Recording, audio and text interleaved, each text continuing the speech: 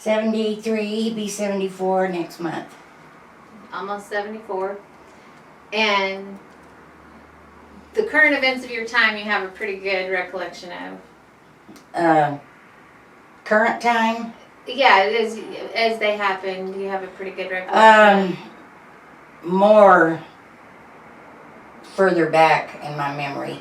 I got short-term memory loss a little bit. Okay, but things that happened, say, in the 60s and 70s. I remember those would yeah. be real clear to you. Yeah. And especially things regarding John F. Kennedy, right? Because you were alive when that happened. Yes. Where are you from? Dallas, Texas. Where was he killed? Dallas, Texas. Okay, and tell me about this. What is this? This is a scrapbook that I started for my kids and my grandkids and my great-grandkids to show what my thoughts were while this was going on, how it affected me, and then I have added to it each anniversary that's been something come up about it. I also put that in Since there. his assassination. Yes. Since Kennedy's assassination. So I've tried to keep it up a little bit. So like this, it's on the front. That was from that era. That is, sorry, actually from that time. Yes. And then as the pages go, oh gosh, you collected a lot of stuff. Okay. So actually I have used these in school classes and other things that all of us have growing up because it's just full of information and clips that my mom took during that time of the assassination and about John F. Kennedy. So stepping outside of that, I'm going to quiz you a little bit on his assassination since you lived during that time and it was ingrained in your memory. Okay. Better so probably than our memories. So, who shot John F. Kennedy? Lee Harvey Oswald. Okay. From? Well, he was living in Dallas at the time. But I mean, where did he shoot from? Oh, the Texas Book Depository. I think the 6th floor. The 6th floor. I'm not for certain about that. And then what happened to him? He was arrested after he had shot Kennedy. He also shot a policeman that was on patrol during that time.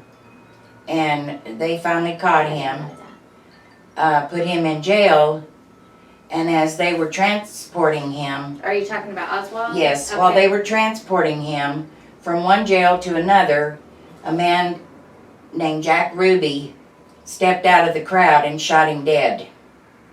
So Oswald never admitted doing it. He was never tried for doing it.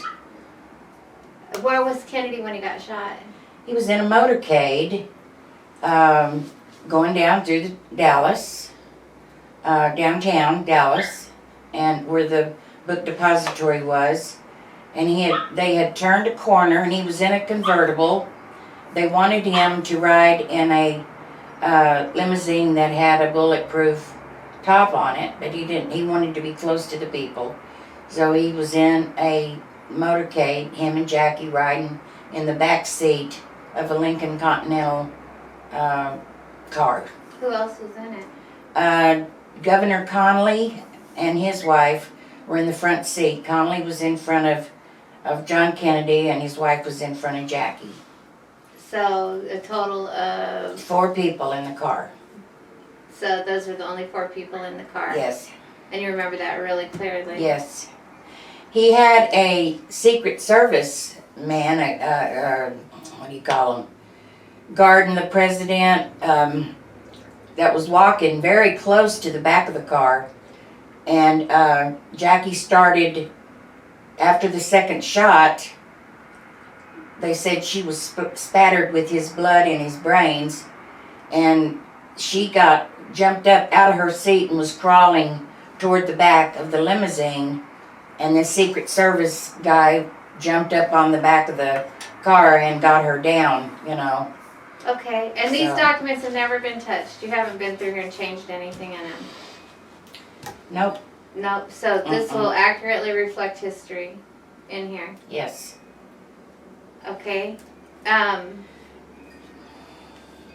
The day it happened. I watched it. on television, the whole thing. And you saw that. I saw it. And I'm gonna go back to the car, the amount of people in the car, you're very clear about there being 4 people. Yes. And you know who they were. Yes. Okay, let's see if we can find something in here that shows the car.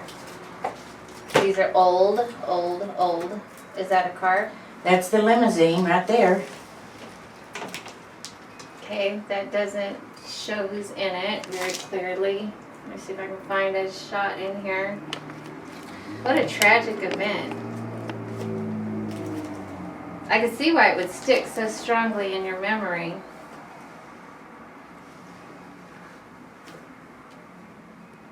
See, that I think that's where he jumped up on the car. You think that's a Secret Service Yeah. number? Okay. I don't think there's any more in here of the car.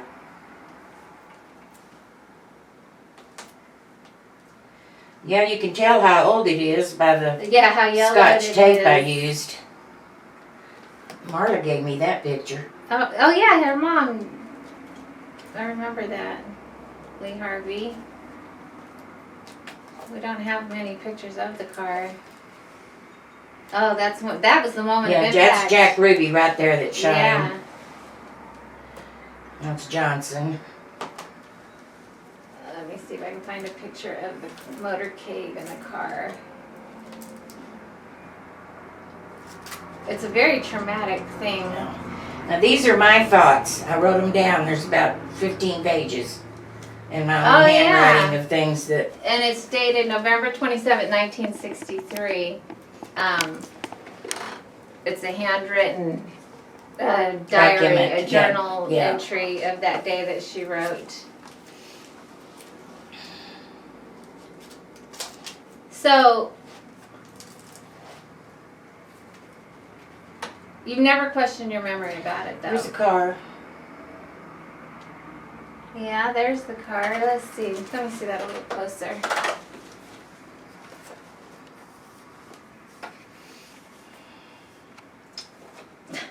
Okay, I'm going to save that.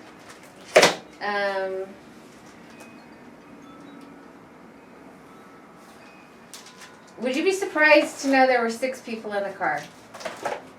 Yes, I would.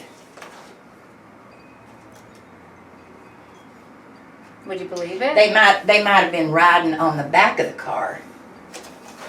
Secret Service guys, there might have been 2 riding on each bumper in the back. I wouldn't be But there was surprised about definitely that. not 6. Huh? There was definitely not 6. Inside the car? Yes. No. Okay, take a look at this picture. You have in the front the 2 people you mentioned. In the middle, there's 2 more people. In the back, you have John F. Kennedy and Jacqueline Kennedy. Here's the center, 2 people. There's 2 people in the front driving, and then here, there's another one. Is that it? Is that the car? That just shows 4. Okay. Let me see. Let me find a better picture. Yes, that shows 4. You but know this is what? showing You're the right, little though. picture. You're right, though, because they had a driver. They had a driver, and I don't know who the other person was. So there were But you're 6. absolutely right. There was 6. Do you find But it your odd? brain, Look, this your is what we're brain- talking about. This is called the Mandela Effect, and this is what's happening to people. We're having a series of mass memory faults that are caused by, I don't know. We're trying to figure it out. It's called the Mandela Effect. but you're right. And They had to be somebody so- driving the car. we're so strong in our belief about something from the past, all of us. And we'll swear by it, and you especially, because you were there, and you will say there were 4 people without a doubt. But yes, there was, see, here's the 2 people, but neither of them were drivers. That's the center seat. That's the governor of Texas and then you have Kennedy but you're not seeing the drivers. So you're seeing 4. So there's things that. There's 4 indelibly in my mind because those are the 4 important people. Yeah. Like we seem to pick not to take away from any of the other horrible things and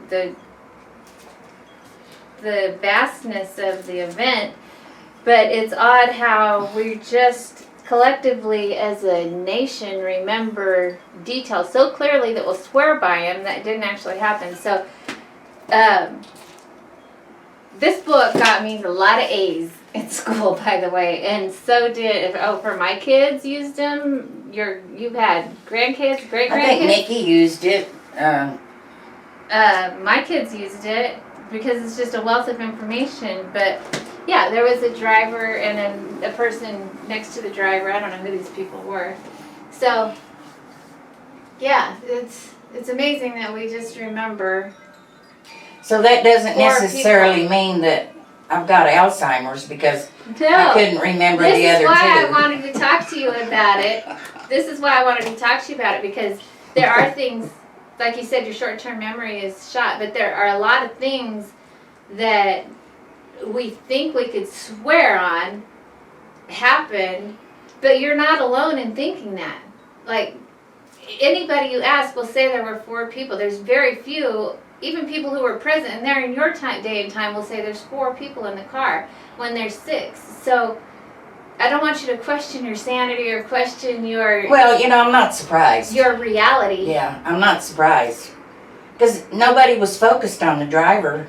Everybody was That's my focused point. on Kennedy, and Connolly also got shot by a bullet, Governor Connolly was sitting in front of Kennedy.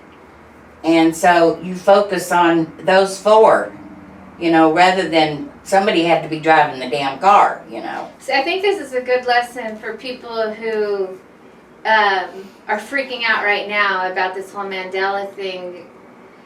Imagine being in your 70s and having these things happen, and you question your sanity, or you question if you are developing Alzheimer's or dementia or something like that. You're not, and it makes me feel sorry for people in your age group, because I know how scary it is, because I've been going through this, looking at just a few of these Mandela things that have come up, and I'm like, it's so clear in my mind, how can I be wrong and find out that I'm wrong? And then it makes me question, but young people in like my kids' ages are freaking out because they think that they're losing their minds, or there's an alternate reality. But I don't think there is an alternate reality. I think it's culture is the way they play it back to us over and over again. They're not showing the driver. Yeah, I don't think that they're really showing that. They're focusing on the back for people. That's where everything was happening. Yeah. The driver's not. But see, we remember things like the Secret Service and stuff like that were jumping on the back of the car. Well, I remember them because they became part of, jumping on the car. They became part of that story. And, because he kept her from coming off the back of that car. A lot of people said she jumped backwards. She was chasing a piece of his skull. Oh. But I've never heard anything said about that. I think that's just a bunch of baloney, I couldn't even imagine. But I think she was just trying to get away.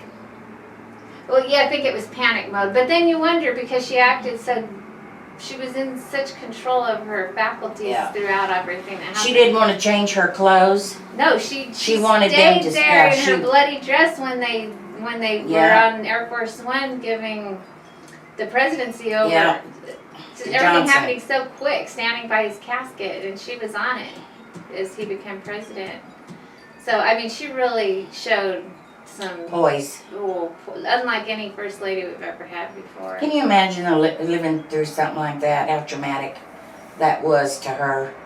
I mean, to see your husband's head just explode next to you. No, I couldn't imagine anything like that.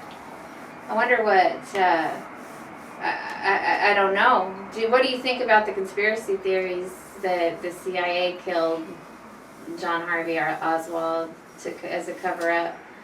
I don't know so much about that, but I don't think he did it alone. Do you think there were more shots? I think he was too stupid to pull something like that off by himself. Really? Wasn't he a commie? His wife was from Germany. And he lived over there for a while, and I think maybe for a while he was a sympathizer. A commie sympathizer? Yeah, but he came over here and, So what do you think about the grassy knolls theory, the second shooter?